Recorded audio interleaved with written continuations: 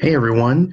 Today we are going to talk a little bit about motion and how when objects are in motion, and the objects can be people, animals, cars, like whatever, you name it. When things are in motion, we can calculate their speed based on how much distance they cover and how long it takes. If we know those two factors, we can figure out how fast something's going. What is its speed or velocity?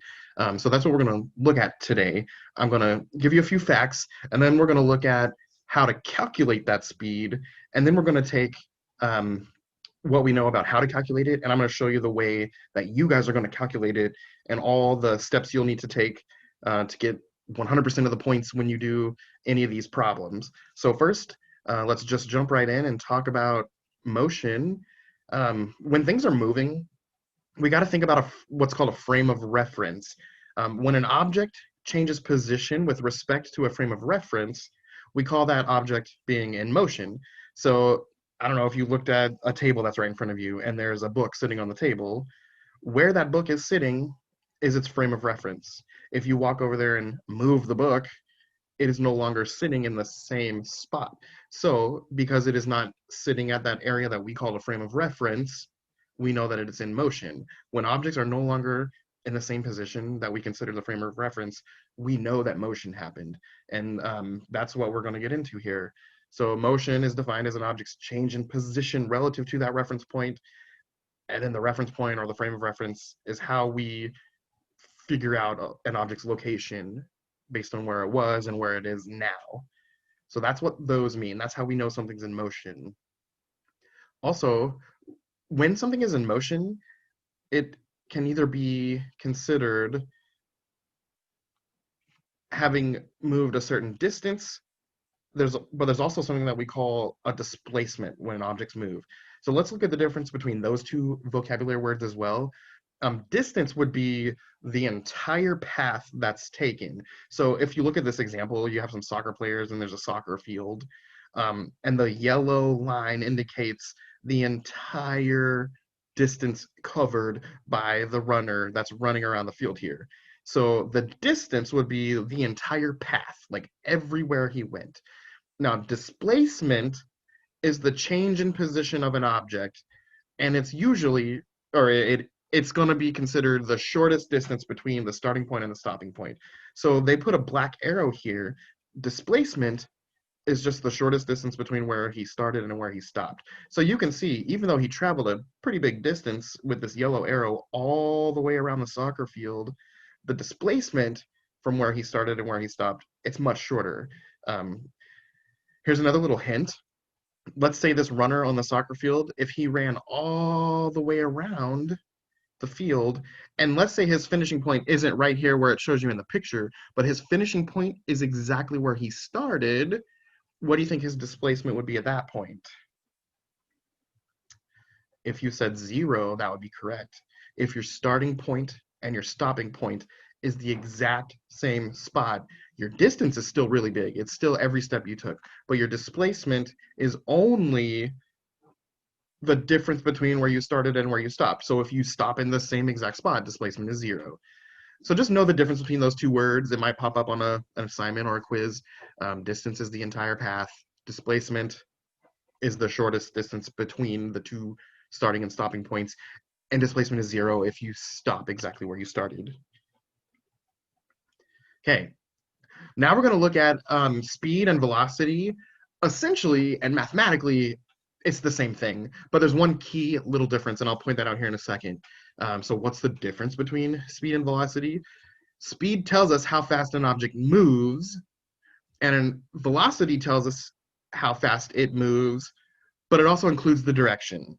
So if you're going on the highway and I said, what's your speed right now? And you looked at the speedometer and said 65 miles per hour, that's your speed.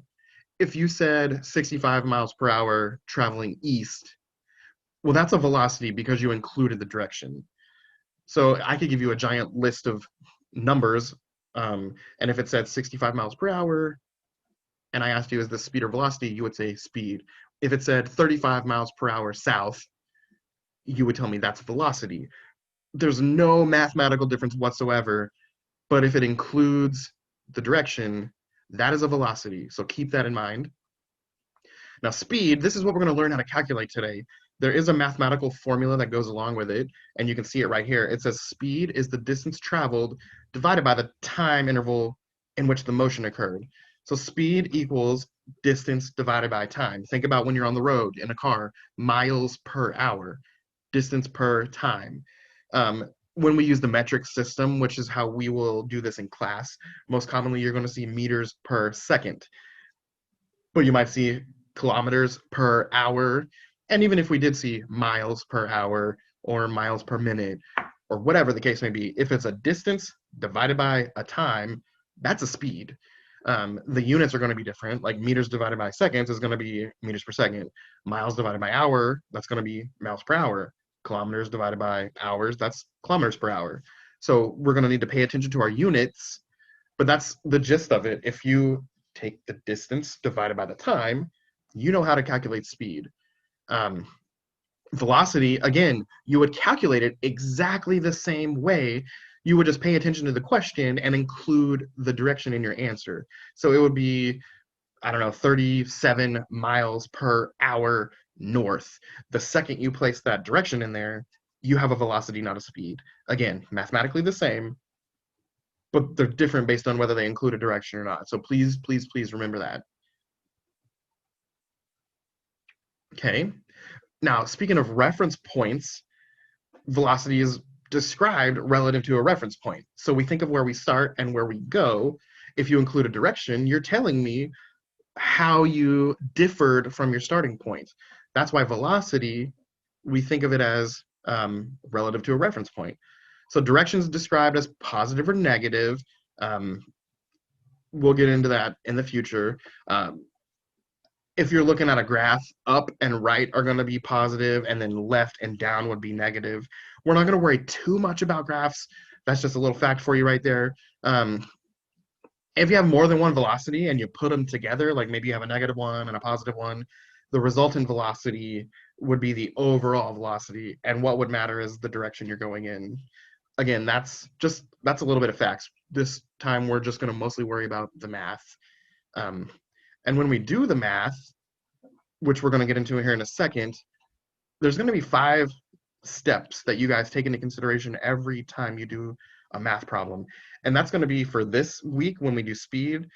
It'll be next week when we do acceleration, the next week when we do momentum, force, work, power, energy, all these things. When we calculate, there's going to be 5 steps, and we'll talk about that here in a second. But yeah, you need to know the distance and the time to be able to calculate the speed. So here's the formula for you on your screen. Speed equals distance divided by time, or V equals D over T, or S equals D over T. We're most commonly going to do S equals D over T. The unit for speed, mostly, the one you're going to see the most often for us is meters per second, or M/S. There's 2 types of speed that we're going to also talk about. You might need to, or you will need to remember these vocab words.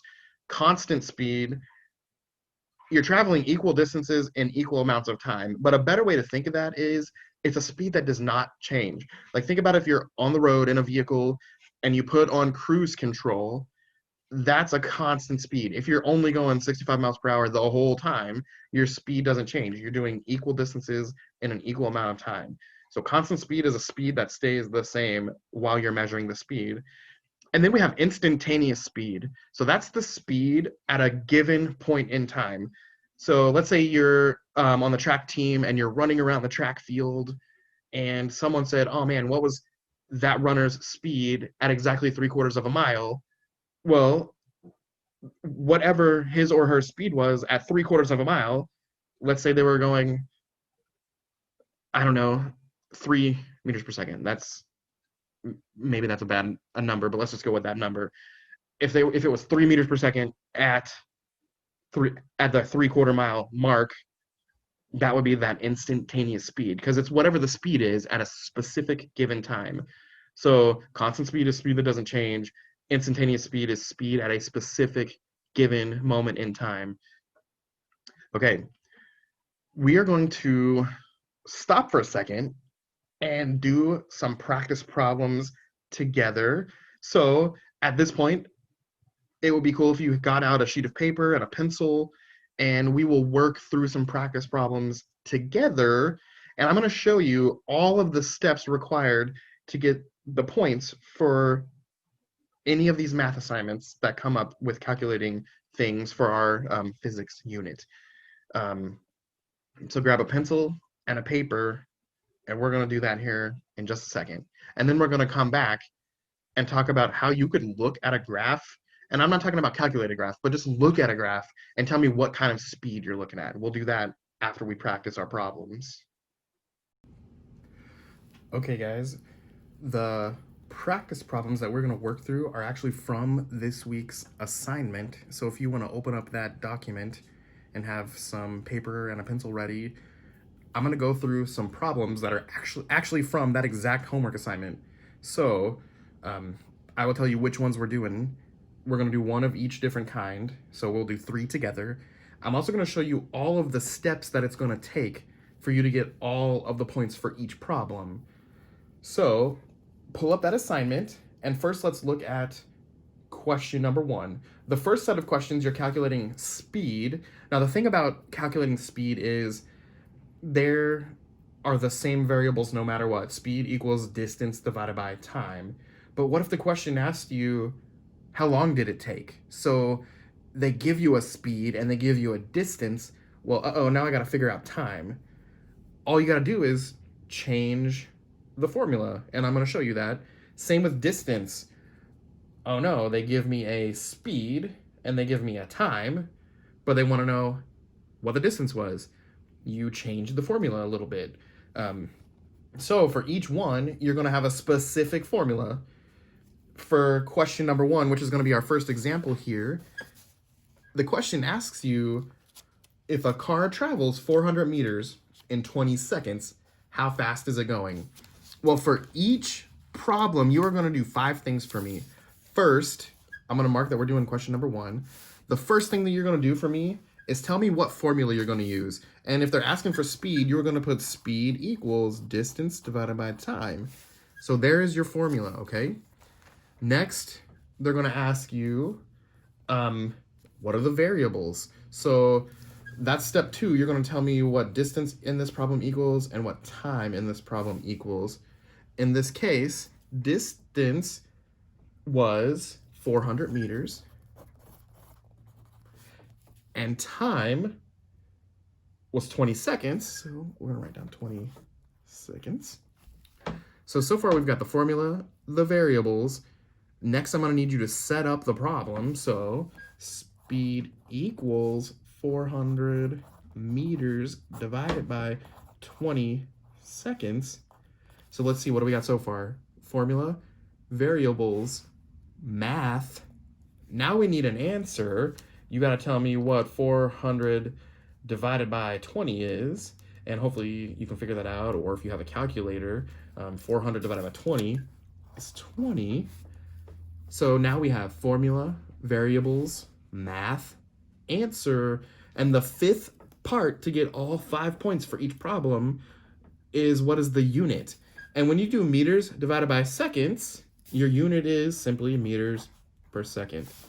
And then I definitely want you to put a box or a circle or something around your answer. So now we have all 5 points. You might be thinking, Mr. Taylor, why do I got to do that? That's so much work. Well, let's say you just type it in the calculator, you make a little mistake, and you put the wrong answer. If you do all of this work and, your answer's wrong, you still got 4 out of 5 points. So don't rely on the answer for the points. You need to do all 5 steps that I'm asking of you, okay? So this is question number 1 from today's assignment. I'm going to skip down to question number 6. So let me get that here, question number 6. Okay. This time, the formula changed a little bit, and we're looking for time. They give us a distance, and they give us a speed, and we got to figure out how long did it take, or what was the time. So when we manipulate our formula to look for time instead of speed, our new formula becomes time equals distance divided by speed, okay? Time equals distance divided by speed. Let's go ahead and write down our variables. So we need to figure out what D for distance is and what S for speed is. And in this case, our problem says that let's just read it real quick. How much time will it take for a bug to travel 5 meters across the floor if it's traveling at 1 meter per second? So D for distance said 5 meters, so we're going to write down 5 meters. Okay. S for seconds, it's we are going to also, or S for seconds, S for speed, we're going to write down the speed. In this case, the speed was 1 meter per second. Okay. Well, now we have our formula, our variables. Next, we need to set the math up. If T equals D over S, D is 5 meters, divided by S is 1 meter per second. Okay. Now we just do 5 divided by 1. Hopefully you don't need a calculator for that, but if you do, no judgment here. 5 divided by 1 is going to be 5, and we're looking for time. How do you think we label time? If distance is meters, speed is meters per second, time in this case is going to be what? If you cancel out the meters, all we have left is seconds. So our answer here is 5 seconds, and put a nice little box around that answer. And again, we have formula, variables, math, answer, unit. We have everything to get all 5 points on this question, okay? The third example that we're going to do together, let's skip down to question number 9. And on question number 9, this time we are looking for distance. We are not calculating the speed. We are not calculating the time. They give us speed and time, and we got to use that information to figure out distance. And your paper tells you here, distance equals speed times time. So in this case, D equals S times T. Distance equals speed times time, okay? Let's do our variables exactly how we have been. Let's read the question. How far can you get away from your little brother with the squirt gun filled with paint if you can travel at 3 meters per second and you have 15 seconds before he sees you, okay? In this case, speed is 3 meters per second, and the time says you've got 15 seconds before he sees you, so that's our time, 15 seconds, okay? Now, let's look at our formula, D equals S times T, so we're gonna set it up. D equals 3 meters per second times 15 seconds. And when we complete the math, 3 times 15 is 45. And we're looking for distance. So if our speeds cancel out here, all we have left is meters. So that's our answer here, 45 meters. That's how far you can get away before you're seen in this problem. So the distance is 45 meters. Again, let's go through it. We have the formula, the variables, the math that's all set up, the answer, and the label or the unit, whatever you want to call it. If you have all 5 of those things, boom, you got all the points. So that's how you do it. I'm going to show you one cool little thing here. Sometimes it's helpful with some of these formulas to make this little image, this little triangle that I'm about to set up for you. And we're going to put our variables in this triangle. Speed, we're going to put an S for speed in the bottom left. We're going to put a D for distance in the top. And we're going to put a T for time in the bottom right. Now, the cool thing about this picture is if you drew this out at the top of a quiz or the top of a homework assignment, you can figure out what your formula is by covering up what you're looking for. And you're like, what the heck are you talking about, Mr. Taylor? Okay, if we are looking for speed, cover up the S, and what is left? We have D over T, distance divided by time. And what's the formula for speed? Distance divided by time. If we are looking for time, we cover up the T. What do we have left? We have distance divided by speed. What's the formula for time? It's D over S. Same thing with distance. If you are looking for distance, cover up the letter D here, and what you have left is S times T. And the formula for distance is speed times time. So that's exactly what it takes to find those formulas. If the formula was not given, which I'm going to be honest, most of the time I'm going to give it to you. If it wasn't, though, you could take the variables you have and figure out the formula if you can remember this triangle. So that's just one more little helpful tool. I do want to give a final reminder. As you are going through this assignment and you're doing it on your own paper, you're just going to take the problems in the document, in the PDF document, and you are going to neatly and legibly, kind of like I did just right here for you, write them out and make sure you got all 5 steps, the formula, variables, math, answer, label. And then you're going to take pictures. You might write tiny and fit it all into one page. You might write big and fit it into 2 or 3 pages.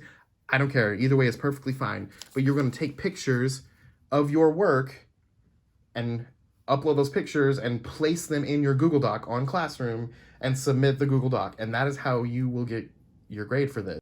Okay, now let's look at how we can look at a graph and just tell what kind of speed we're looking at. You can plot a graph and show distance on the vertical axis and time on the horizontal axis. So think about it, distance divided by time, rise divided by run. So that should give you the idea of how you can look at a graph and see, oh, that's showing me speed. So motion can be studied using a distance versus time graph. Time is the x-axis, the horizontal axis. Distance is the y-axis, the vertical axis. And then the slope is distance versus time, or distance divided by time. In this case, rise over run to get that slope is distance divided by time. So the line itself is showing you the speed. The line literally represents the speed. You should be able to look at a chart. I'm not going to have you guys calculate any of this for graphs, but you should be able to look at a graph or a chart and tell me, okay, that car's going fast, or that car's going slow, or that car's going constant, or that car's changing its speed. So let's look at this first graph here.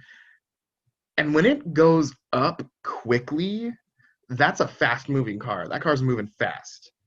When it goes up, but it rises much slower, the increase is a little bit more gradual. That's a object that's moving. It's moving and it's speeding up, but it's going slowly. And then you see something like this. It kind of goes up, and then it goes constant for a minute, then it goes up. We can tell the speed is changing because the line is not straight at all. So you should be able to look at different charts like this, different graphs, and tell me like, okay, that car's going fast, or okay, that car's going slow, or okay, that car's changing its speed, and things like that. Okay, those examples that we just did a few minutes ago, I want you guys to finish the rest of them. I went through a few examples for you. I want you to finish the paper and do the rest of them, the ones we did not do together. And again, how you're going to turn that assignment in is you're going to take pictures of your completed work that you did on the paper.